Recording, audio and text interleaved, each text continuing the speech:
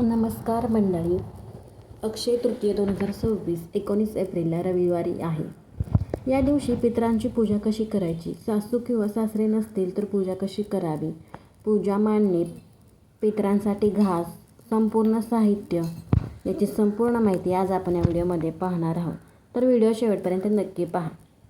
अक्षय म्हणजे कधीही न संपणारे. या दिवशी केलेले पुण्यकर्म कधीच नष्ट होत नाही. पौराणिक मान्यतेनुसार भगवान विष्णूंचा 6वा अवतार परशुराम यांचा जन्म याच दिवशी झाला. तसेच महाभारतात पांडवांना अक्षय पात्र या दिवशी मिळाले होते. गंगा पृथ्वीवर याच दिवशी अवतरली, त्यामुळे हा दिवस अत्यंत शुभ आणि पवित्र मानला जातो. हा एक 3.5 मुहूर्तापैकी एक मुहूर्त आहे. या दिवसाला विशेष असे महत्त्व आहे. अक्षय तृतीयेला सासू सासरे नसतील तर पितरांची पूजा गृहिणी म्हणजेच घरातील सून किंवा घरातील मुख्य व्यक्ती स्वतः करू शकते. यासाठी दक्षिण दिशेला चौरंगावर पांढरे वस्त्र टाकून पितृदेवतेचे स्मरण करावे व पूजा करायची आहे. दुपारच्या वेळी पितरांच्या फोटोला हार घालून पत्रावळीत नैवेद्य, अन्न पाणी अर्पण करा. पितरांच्या नावाने गरजूंना अन्नदान, वस्त्रदान किंवा दक्षिणा देणे हा सर्वात मोठा विधी मानला जातो. या दिवशी दक्षिणा आणि अन्नदानाला विशेष असे महत्त्व आहे. अक्षय तृतीयेचे महत्त्व. या दिवशी केलेले कोणतेही पुण्यकर्म कधीही नष्ट होत नाही. पितरांना प्रसन्न करण्यासाठी हा सर्वोत्तम दिवस आहे. या दिवशी दान, जप, पूजा याला खूप महत्त्व आहे. तसेच पितरांची पूजा का करावी? पितर प्रसन्न झाले तर घरात सुखशांती वाढते, अडचणी अडथळे कमी होतात, तसेच पितृदोष कमी होतो. त्यामुळे या दिवशी पितरांची पूजा नक्की करावी, याला विशेष असे महत्त्व आहे. यामुळे पितृदोषसुद्धा कमी होतो. आता पूजा मांडणी कशी करायची आहे? साधी, सिंपल. स्वच्छ जागा निवडा. त्यावर चौरंग किंवा पाट ठेवायचा आहे. त्यावर वस्त्र अंथरायचं आहे. त्यावर पितरांचे फोटो किंवा प्रतीक ठेवायचे आहे. तांब्या किंवा कलश ठेवा. फूल, हार, दिवा लावायचा आहे. पितरांसाठी घास म्हणजेच नैवेद्य, भात, तूप आणि साखर किंवा डाळ भात किंवा दही भात किंवा गोड पदार्थ, शिरा, खीर. एक वेगळा घास बाहेर ठेवा कावळ्यांसाठी. कावळा हा पितरांचा प्रतीक मानला जातो. या दिवशी पुरणपोळीचा किंवा आमरसपुरीचा देखील नैवेद्य केला जातो. आता सासू सासरे नसतील तर पूजा कशी करायची? त्यांच्या फोटोसमोर पूजा करावी. मनापासून प्रार्थना करावी. आमच्या पितरांना हे अर्पण आहे असे म्हणावे. ओम पितृदेवोभ्यो नमः असं मंत्र म्हणायचा आहे.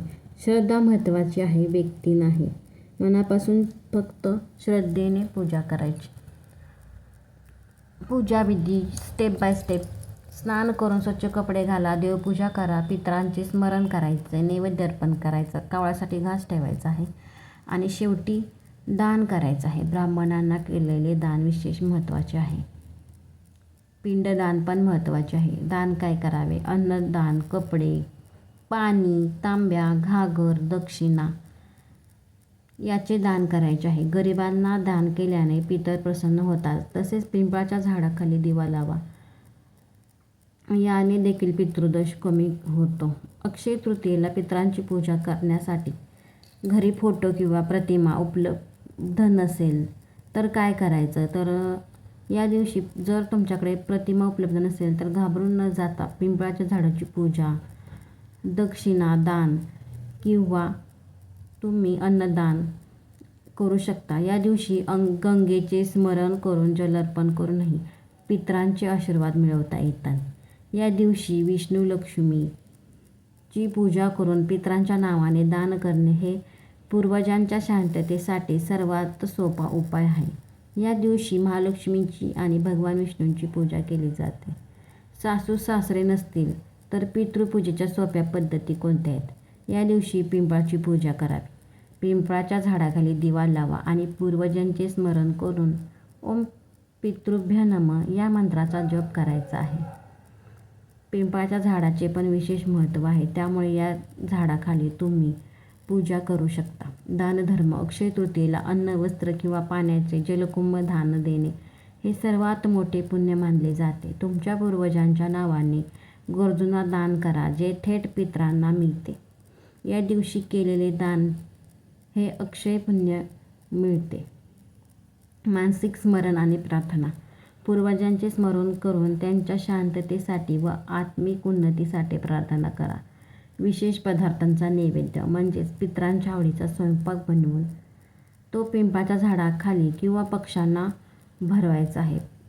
तसेच पाण्याचा अर्पण म्हणजेच तर्पण. पूर्वजांचे स्मरण करून पिंपळाच्या मुळाशी किंवा पवित्र नदीत जल अर्पण करायचं आहे. अक्षय तृतीया हा स्वयंसिद्ध मुहूर्त असल्याने या दिवशी केलेले दान आणि प्रीतनुस्मरण अक्षय पुण्य प्रदान करते.